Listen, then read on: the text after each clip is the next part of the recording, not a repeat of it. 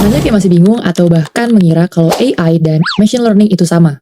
Gak heran sih, karena istilahnya sering dipakai bareng. Tapi ternyata AI dan machine learning itu dua hal yang beda loh. Kita akan ngebahas perbedaannya supaya nggak salah paham. Dari apa itu AI, apa itu machine learning, perbedaan keduanya, dan sampai dengan penerapannya. AI kadang disalahpahami. Ada yang takut AI bakal ngambil alih dunia, atau bahkan bikin manusia nggak dibutuhin lagi. Padahal AI nggak segitu ajaibnya.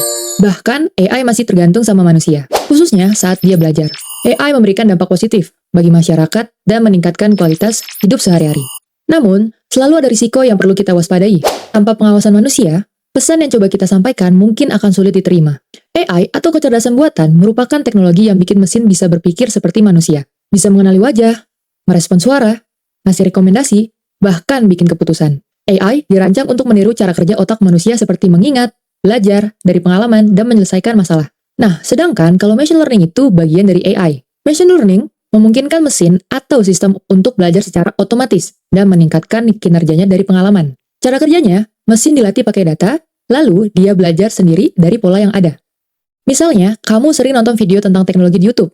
Lama-lama, YouTube bakal nawarin video serupa. Itu kerjaan machine learning. Meskipun AI dan machine learning bukan hal yang sama, keduanya sangat erat kaitannya.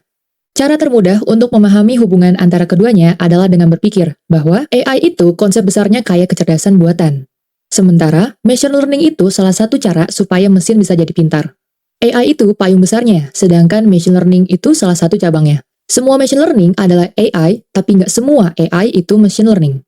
Bayanginnya gini, AI itu seperti dokter, bisa diagnosis, ngobrol, ambil keputusan. Sedangkan, machine learning itu seperti asisten lab yang bantu analisis hasil tes. Keduanya bikin diagnosa berjalan lancar, tapi tugasnya beda. Bagaimana menurutmu jika kita bisa menggunakan kedua teknologi ini untuk meningkatkan pengalaman pelanggan atau efisiensi operasional di tempat kerja? Kombinasi antara AI dan machine learning memberikan manfaat yang kuat bagi organisasi. Seiring dengan berkembangnya volume dan kompleksitas data, sistem otomatis dan cerdas menjadi penting dalam membantu perusahaan mengotomatisasikan tugas, menggali nilai dari data, dan menghasilkan wawasan yang dapat diambil tindakan untuk mencapai hasil yang lebih baik. Penggabungan AI dan machine learning diibaratkan dengan AI itu sapam dengan peraturan, dan machine learning itu kamera CCTV yang makin peka dengan keadaan sekitar. Sekarang kita membahas mengenai penerapan contohnya. AI, machine learning, bahkan penggabungan keduanya. Dari penerapan AI dalam keseharian, ada pada lampu sensor yang nyala ketika kamu lewat tanpa menyentuh saklar. Ketika kamu pergi keluar rumah, ada navigasi di smartphone yang dapat bantu kamu pakai rute alternatif. Dan juga smartwatch yang dapat beritahu kamu ringkasan tidur semalam, plus detak jantung secara real time. Itu dia contoh kecil dari penerapan AI. Kemudian ada penerapan pada machine learning, yaitu di filter spam di email. Gimana model dapat mendeteksi mana pesan yang spam dan tidak.